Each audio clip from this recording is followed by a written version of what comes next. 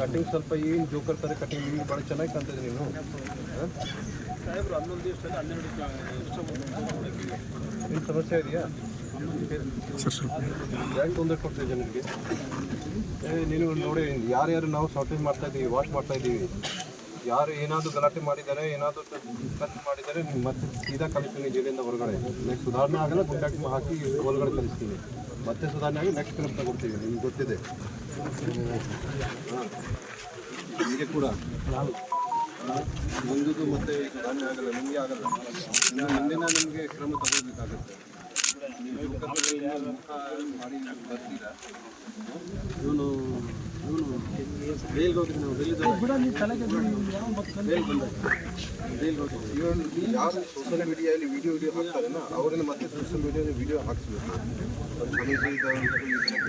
ನಾವು ಮಾಡಬಾರ್ದು ಈ ಥರ. ಸೋಷಿಯಲ್ ಮೀಡಿಯಲ್ಲಿ ನೀನು ಯಾರು ಸ್ಟಂಟ್ ಹಾಕಿ ಸ್ಟಂಟ್ ಮಾಡಿ ಇದು ಮಾಡಿದ್ರನ್ನ ನೀವು ಮತ್ತೆ ನಿಮ್ಮ ಮೇಲೆ ಕೇಸ್ ಆಗುತ್ತೆ. ಕರ್ಕೊಂಬರ್ರಿ ಕೋಲಾರ ಜೈಲಿಗೆ ಹೋಗಿ ರಿಸೀವ್ ಮಾಡ್ತೀನಿ.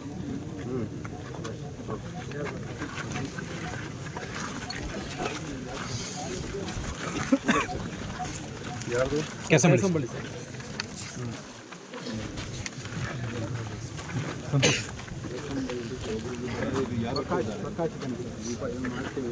ಎಲ್ಲಿದೆ ಪ್ರಕಾಶ್? ಪ್ರಕಾಶ್ ಸುರೇಶ್